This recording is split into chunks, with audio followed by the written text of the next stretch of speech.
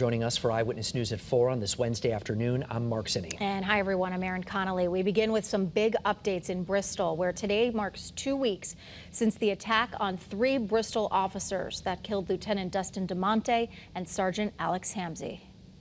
The outpouring of just sympathy, grief, and the need to help has been truly astounding. Bristol's mayor and the police chief now laying out the next steps and how the department and the community can move forward. They also thank the state and nation for its support. Town leaders estimate almost $1 million has been raised between the 2 official funds for the families and other fundraising efforts. Channel 3's Dennis Valera was there for the update today, and we'll have a lot more on the efforts coming up in just a few minutes. And today we had a chance to talk with Bristol Police Chief Brian Gould about the night his department lost 2 officers. We spoke at length about what his department has gone through over the past 14 days and about that call he got that night.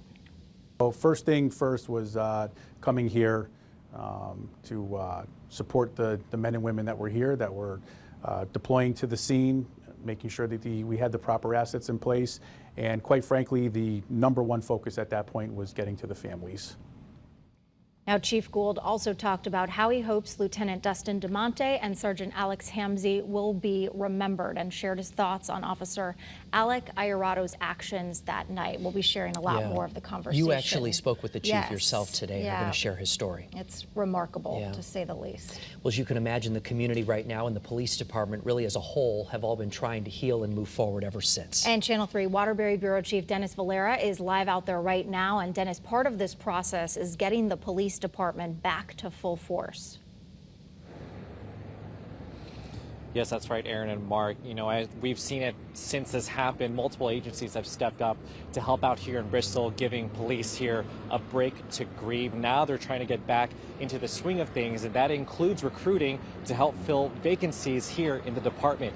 Chief Brian Gould, he says he wants to overhire, hoping to hire up to 20 officers. Several officers have had to be moved around from support roles to patrol in light of the deaths of Lieutenant Dustin DeMonte and Sergeant Alex Hamzy.